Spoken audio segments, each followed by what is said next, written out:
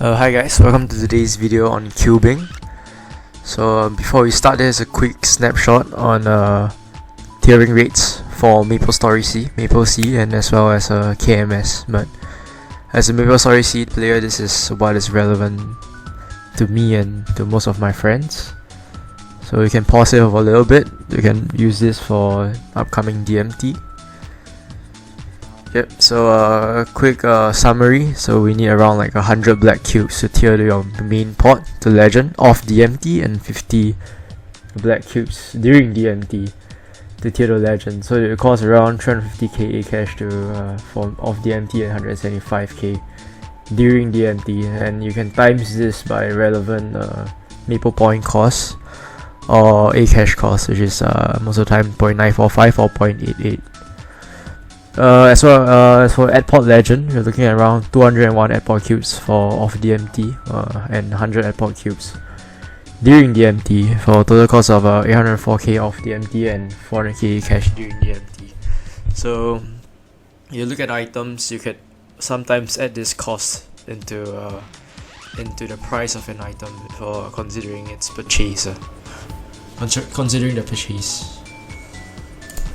Next up, we have our cubing strategy. This is a strategy that I've been using so far. In general, epic to unique. To epic, you gotta be using your epic pot scroll. Most of us, due to its wide availability. And then you're gonna tier to unique using yellow cubes. Yellow cubes in MapleSEA are quite widely available on the auction house. They go for most of the time around 20-30 mil, sometimes 40 during DMT. But in general, this is the most worth it as compared to tiering using red or blacks for unique. And then for unique to legend, you're gonna try to use black cubes because percentage wise and cost wise is the best. You have 1% of tiering, and then during DMT you have 2%. On the contrary, red and purple have 0.3%.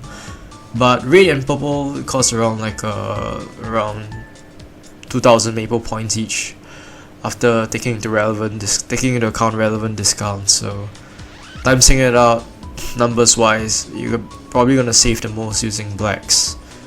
And then after you tier to legend, you're gonna try to roll for your main pot 2 lines using red cubes or purple cubes, and if you're lucky you might be able to roll the 3rd line using red or purple. But reasonably, to get 3 lines, you want to use hexa cubes. And of course, if you're an ultra late game player, you want to use equality cubes and stuff when this is available. Add pot cubes, there's only one way to go. You just gotta add pot cubes from rare all the way to legend. Sometimes you can throw additional epic potential scroll on the add pot to move from rare to epic. But occasionally you will have white additional cubes to roll.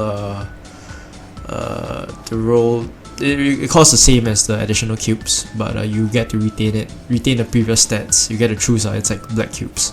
So white cubes are mostly used for rolling 18% attack, 21% attack, 21 to 30% attack, that kind of stuff. So it's not as frequently available as additional cubes, where you can just buy it off the cash shop. So that's the main cubing strategy for MapleSEA. So moving on, I'm just gonna talk about the priority list on cubing. So WSE, this is the 3 main things that you should be cubing first: your weapon, your secondary, and your emblem. And you're gonna do it in priority of weapon, then secondary, then emblem, because of how weapon and secondary its sellability and tradability, which it provides for resellability, of course. Or emblem, as you know, it's not very tradable, so even though it gives really good stats, you can consider it last. And then you gotta, after going for these 3 legends, you gotta go for your gloves, because you need a crit damage. It has a very good increment for your damage. And after that, you're gonna try and epic all your other equipments. So this, I'm now wearing drop rate, but you're gonna equip unique all your other equipments using yellow cubes slowly over time. Slowly buy it off cash shop, not cash shop, so buy off the auction and slowly start throwing. And then after that, after your gloves, you probably want to do your hat, especially if you're class that requires cooldown reduction. But if you're a class that does not need a cooldown reduction, then it's not as needed to start with your hat.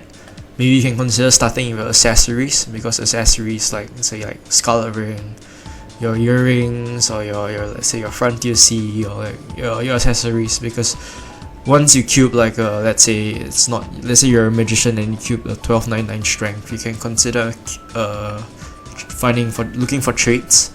Instead of, let's say you cube like your magician top and you got a 1299 strength, but you wouldn't be able to cube, you wouldn't be able to trade it for 1299 intel magician top. So you want to prioritize your accessories first, because what stats wise you're probably gonna you can find good traits for it, and thereafter you can start doing your class specific equipments like your shoes, your gloves, your cape, top, bottom, belt, shoulders, that kind of stuff. And then after that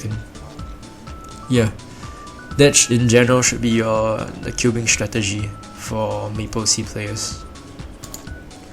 So quick summary: WSE followed by your gloves, followed by your hat if you need cooldown reduction, let's say you're a dual blade, and then you do your accessories, and lastly you do your class specific equipments.